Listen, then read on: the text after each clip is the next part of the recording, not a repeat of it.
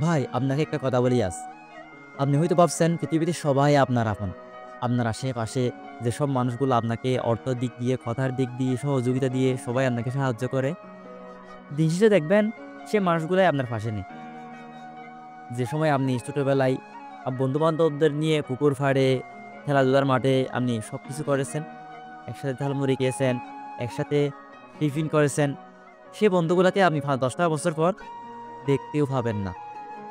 বাস্তবতা কি যে ভাই নির্মম পরিহাস, যেটা আপনি হয়তো বুঝতে পারবেন না। যে বন্ধুদের সাথে আপনি একসময় খেলাধুলা করেছিলেন, সে সময়টা হয়তো আপনি একসময় নাও পেতে পারেন। যার সঙ্গে আপনার একসাথে থাকার কথা ছিল, সে মানুষটাকে আপনি হারিয়ে ফেলবেন একসময় আসবে। আপনি শুধু আফসোসই করবেন, কেন পেলাম না তাকে। জীবন মানে এটাই, হারবে, আবার জিতবেও, কেউ পেয়ে হারায়, আবার কেউ না পেয়েও হারিয়ে ফেলে। সবাই আফসোস করবে যে, জীবনে আমি কি করতে পেলাম? তাই সময়ের অভাব হয়তো সবারই আছে। প্রতিটি কথায় সবাই বলে না, "এই তো আমার সময় নেই। আমি একটু পরে আসতেছি, আমার সময় নেই। সময় সংক্ষিপ্ত। আমি এখন করব না, পরে করব।" এই পরে যে জিনিসটা আছে, সে পরেই থেকে যাবে। সেটা কিন্তু কখনোই আগে আসবে না। সময়কে মূল্য দেওয়াই সবথেকে বেটার। আর সময় হচ্ছে এমন একটা জিনিস, যা আপনার চোখের এক নিমিষেই চলে যাবে।